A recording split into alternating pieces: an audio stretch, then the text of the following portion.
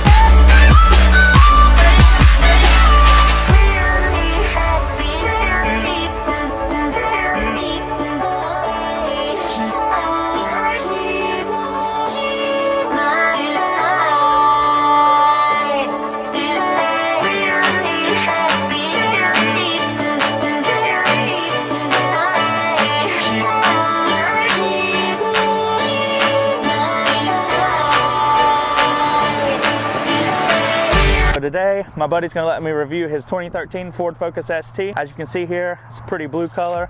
I'm not sure of the actual color code on that. I will figure that out and put it in the video. But like I said, it's 2013. It is a 6-speed, and if I'm not mistaken, all the STs are 6 speeds. This car's definitely been a lot of fun driving. I'm gonna kind of show off the exterior a little bit. There's not a whole lot done to this car, especially cosmetically. 18-inch wheels from the factory. We've got flaps, mud flaps on the front, and we've also got them right here on the back. Then if you walk around, Borla Exhaust, and really complements the sound of this engine. Again, it's not like a V8, but for a four-cylinder, it sounds really good. ST badge on the back and one on the front, and to my knowledge, that's about all the ST badges there are, which I like that as well. I hate seeing a car that has tons of badges all over it, like trying to shout at you, telling you what it is. That's gonna be about it for the exterior review. Let's hop in the car and I'll talk about everything else. All right, guys, we're getting ready to take off here in the 2013 Ford Focus ST. Without further ado, let's throw her on in first gear and get rolling. All right, like I said, 2013 Ford Focus ST. This one, like I said earlier in the video, it doesn't have a ton of stuff done to it. As far as the things that it does have done to it, I do know that it has a Boomba blow-off valve, and then it has Borla Exhaust. As of right now, that's about all it has done to it. The owner has told me that he has an intercooler on the way, and I'm not all sure what else he's going to do to it. And one of the first things I'm noticing is, to be a turbo car, the throttle response is really not that bad. I expected it to be a little bit more slack or lackadaisical, if you will. Don't get me wrong, it's not the throttle response of a naturally aspirated car, but to be a turbo car, the throttle response is actually very good. All right, and then also from the factory, this car makes like 252 crank horsepower. So it's definitely not, it's not the fastest car in the world. I think one thing that everybody forgets is you can still have a ton of fun with around a 200 wheel horsepower car, maybe a little bit more. It really does make you happy to drive it. Like, it's just a zippy, quick little car.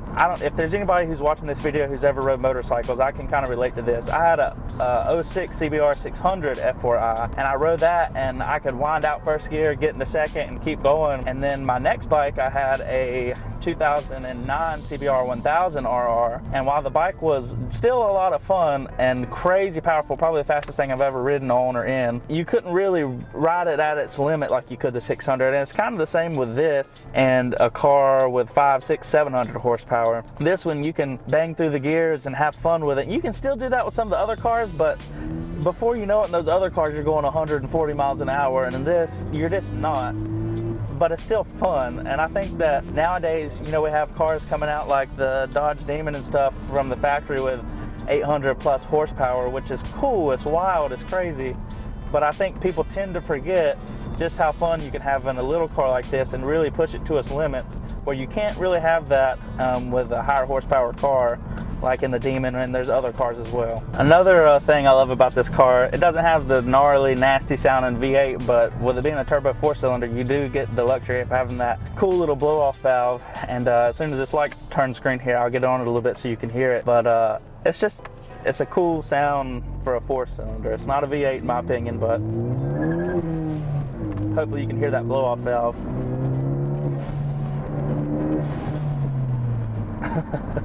It just puts a smile on your face. Turbo cars are just fun. It really doesn't matter what it is.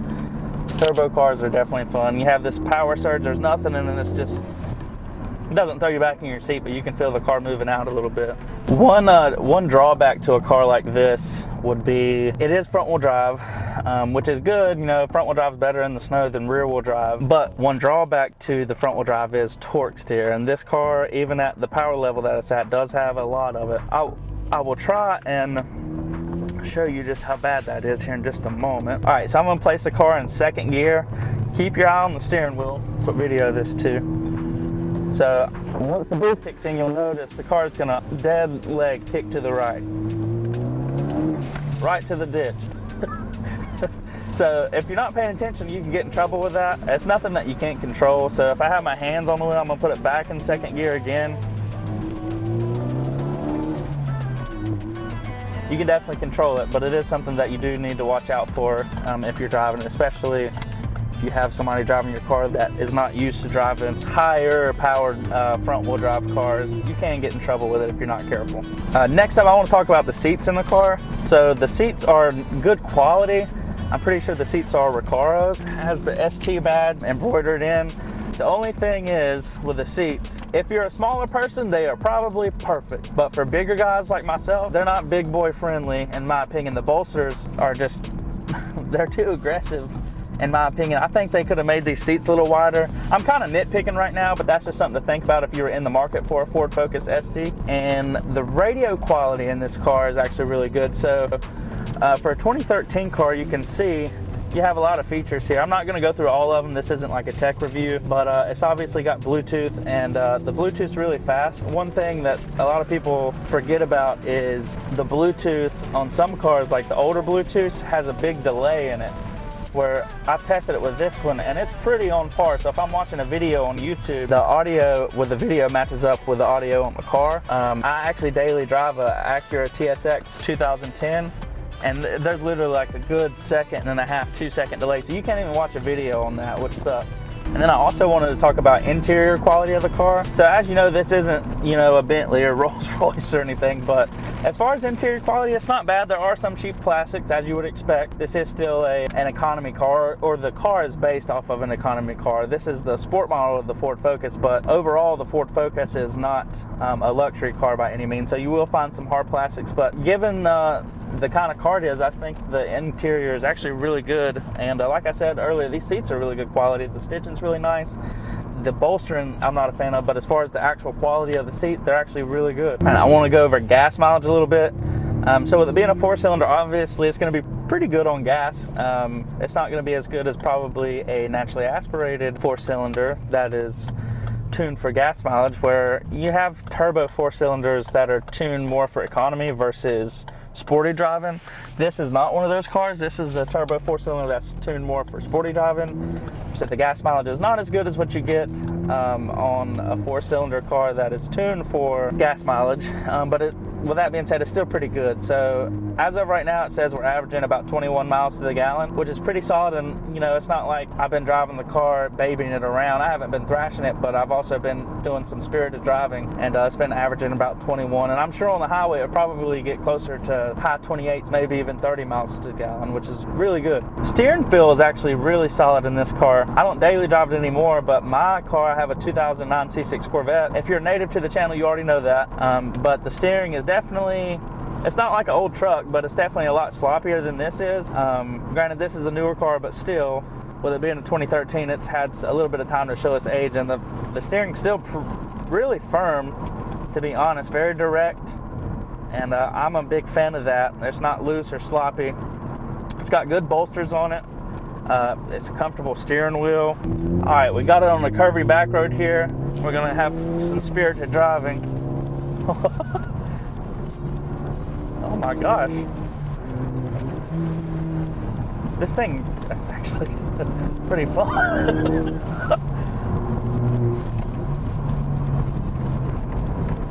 This thing will hold a turn, honestly, for a little car. Wow, that was awesome. Actually, the grip is actually really inspiring. I was not expecting it to be that good out of a car this size and front wheel drive. Let's get a little first gear rip just to see how she does.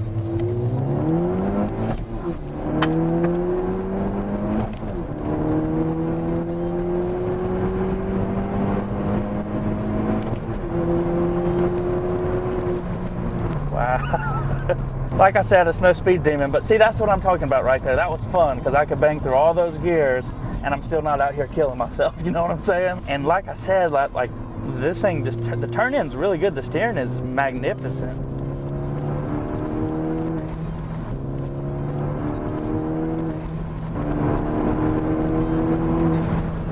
I tell you what, this car really shows its shine when you get it on a back road. You're not going to get in it and then wipe out because it's rear-wheel drive and you don't know what you're doing or anything like that. It's very predictable. You can throw it in a turn and it's not gonna kill you, and you're still having a lot of fun with it. Like, it literally will hug these turns. Really, really good. Wow. All right, one last thing I wanted to talk about before we end off the video is the cost of the car. So I've done a little bit of research and it's looking like you can get these cars for around between 11 and 13,000 good used with decent low mileage. And in my opinion, that's a bargain for the car that you're getting. Just the little bit of time that I've spent in this car, I've had an absolute blast, and it's a car that you can daily drive because the gas mileage is not that bad. Even though the seats are not big boy comfortable, I am starting to get used to them being a little bit tighter on me, so you could definitely live with it. And if you really had to, you could get different seats if that's something that you wanted to do. But as of right now, it's most certainly livable, and I think this would be an absolute awesome daily driver car. And I've actually touted about looking at some for myself in the future. That's how much fun I've had with this car, and I genuinely mean that. It's just, the car is a ton of fun, especially for that price range. You're getting a lot of car for that.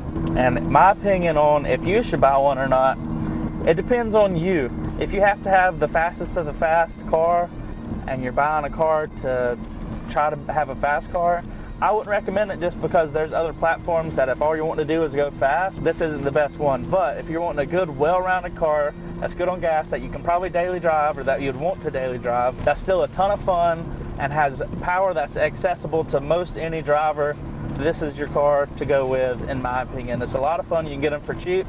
They're reliable. It's got an awesome radio. The stereo is really good. It gets nice and loud, but it's not like shaky or buzzy, or it doesn't rattle the speakers or anything. Hopefully you guys can hear me okay. It's just started to pour down rain, which is unfortunate. But overall, I would recommend this car to anybody who's wanting a good, well-rounded daily driver car, or just a fun weekend car to drive on the weekends if you're not looking to make 700 or 800 horsepower. All right, guys, if you made it this far in the video, I appreciate the support.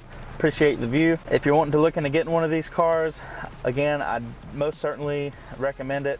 Thank you for watching. If you're new to the channel, please hit subscribe. I'm right on the brink of 1,000 subscribers. I'm at 980. And if you go back to my previous video I posted, I'm actually doing a giveaway, and the information in order to enter the giveaway is on that video. So go do that now. If you like the video, make sure you drop a like for me. Helps me a lot more than you know. But overall, thank you guys so much. And Happy New Year, even though it's a few days after. Happy New Year, and I hope you have a good day. Peace.